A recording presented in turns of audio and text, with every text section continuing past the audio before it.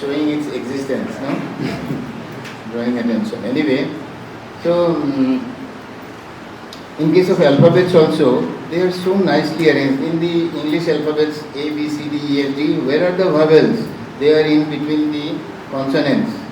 But in the Indian alphabet system, the vowels are different. They are arranged separately. When the consonants are arranged separately, then the vargas are there.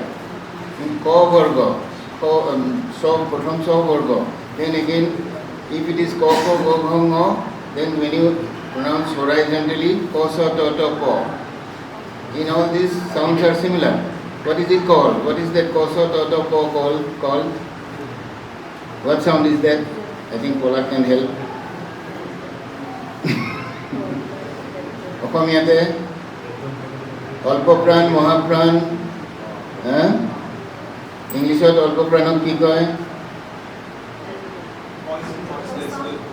Voice and ভইচলেছ তাৰপিছত তাৰ ভিতৰতো আকৌ কিছুমান প্লচিভ আছে ফ্ৰিকেটিভ আছে এইবিলাক আছে নহয় সেইবিলাক মানে এই কেটেগৰীবিলাকৰ ভিতৰত সোমাই আহে ক চ ট ট প খ চ ঠ ঠ ফ গ জ দ দ প ঘ ঝ ধ ধ ভ এইবিলাক চব ধুনীয়াকৈ এৰেঞ্জ কৰি থোৱা আছে ইফালে ক বৰ্গ প্ৰথম ছ বৰ্গ মূৰ্ধন্য ট বৰ্গ একেধৰণে চাউণ্ড কৰে ট ঠ ড ধ ন ত থ দ ধ ন ডেণ্টেল দন্তীয় ত বুলি ক'বই নালাগে আচলতে ইট ইজ প্ৰনাউন্স ডেণ্টেল ত আমি দন্তীয় ত বুলি কিয় ক'ব লাগে কাৰণ আমি মূৰ্ধন্য তটো ত মূৰ্ধন্য প্ৰনাউন্স নকৰোঁ নহয় দুইটা ত আমি একে কওঁ চ' বিকজ অফ দেট চ' এনিৱে চ' in this way the writing of the sounds of music, the tune of music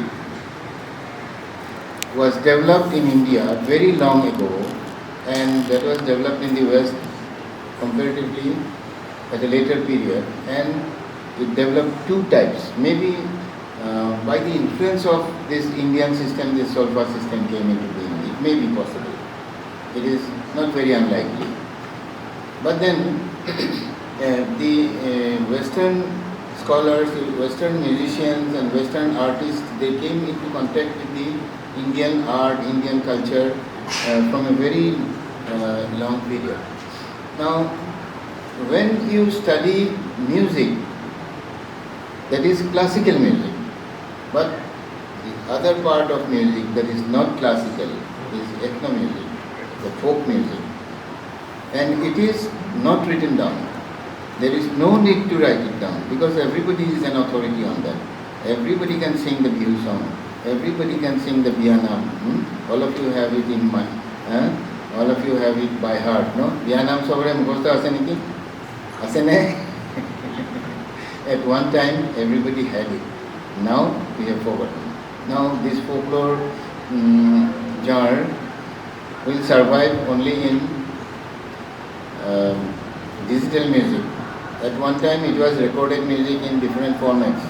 This also has undergone a lot of transformation from LAC discs. There were LAC discs.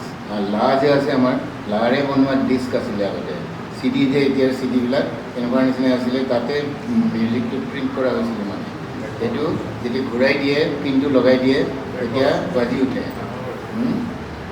আৰু সেইটো আমাৰ ইয়াত তেতিয়া কলৰ গান বুলি কৈছিলে কল গান তাৰমানে তাত ঠিকছে হেণ্ডেল মাৰি দিব লাগে গাড়ীত যেনেকৈ হেণ্ডেল মাৰিছিলে আগতে তেনেকৈ তাৰপিছত সি চলি থাকে আৰু ডিস্কখন ঘূৰাই থাকে চ' দিছ music does not require any recording any writing it is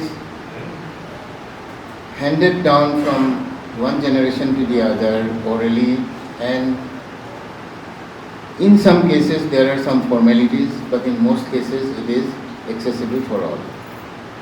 So ethno music or folk music is studied under ethnomusicology, and music, when you call it music at par, then it is the classical music that is studied in Western or Indian or in Eastern music. In the Eastern part of Asia, this Southeast as well as the East Asia also have some schools of music, the Chinese school of music, where they have only pentatonic music. That means music with only 5 notes. They don't have 7 notes like us. They have 5 notes. And from Japan to India, particularly Northeast India, we have this same stretch of land which share this pentatonic music. The tunes are similar. At one time, we had only the radio, and the radio used to close down at 10 o'clock. And there was one program that used to continue to 10:30. That was the Vivid Bharati. And after Vivid Bharati, what to do? There is no program in the radio, so we used to tune the radio and try to find out foreign BBC or radio picking. At one time, radio picking was very strong. The signal was very strong. We could hear. Then sometimes we could catch the radio Tokyo also. So once while at night at around 12:30, I got radio Tokyo, and a song was being played there. A song was being sung, and the tune of the song was 100% similar to Deutar Podulit Gunhaisen. So I was spellbound. I listened to that song, and it continued for 2-3 minutes, and it was the same tune. So that means we are sharing the Japanese tune in Assamese Bihu. We have the same or the similar tune. In Southeast Asian, other countries also, we have some similar musical combinations. Now, music is a permutation and combination of notes actually. Music creation is just permutation and combination of notes. You need not be able to sing. You just write down the Sare Gama Padani, and then you say Saga Padani or Sare Gani, or in this way you change the order and it will be a composition, even if you are not able to sing it. So, in folklore, ethnomusicology is studied to a great extent, because music has been a field where no study has been made in our part of the country. We don't have formal schooling of music in the academic sense. We have only formal schooling in the sense of performance. We study music as a performance. We perform. We study the ragas, the khayal, ghazal, tappa, tarana, tumbi, etc., etc. We learn how to sing, but we don't learn the theories of music in the colleges. It is done in music schools. That's a different thing. And where in music schools it is always with book exam.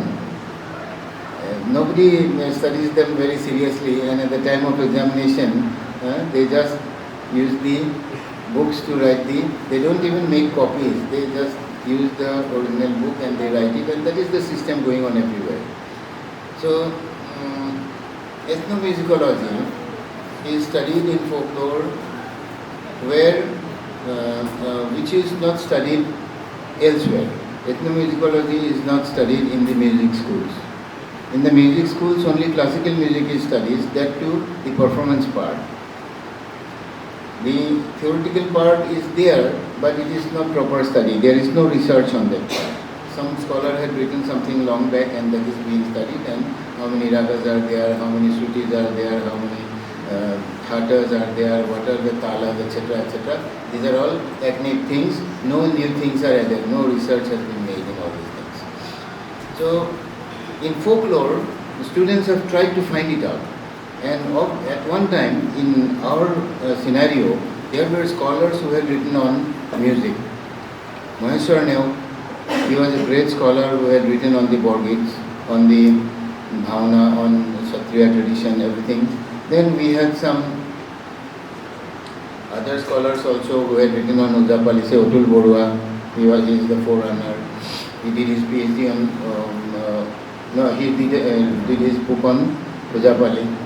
So in this way, people who were not singers, people who were not musicians, they had studied music on these subjects, or had written books on, or did PhD on these books, on these subjects of music. That is why it was not musicological. It was purely academic. It was based on the texts and texts alone. It was on the history, the tradition, but it was not on the content. No content was developed, no content was analyzed, So we did not get the proper study of music. But of late, some people who have the background of music, musical studies, music learning, and they are also academicians, they have done some studies. Borgit, for example, was studied by Moissanel.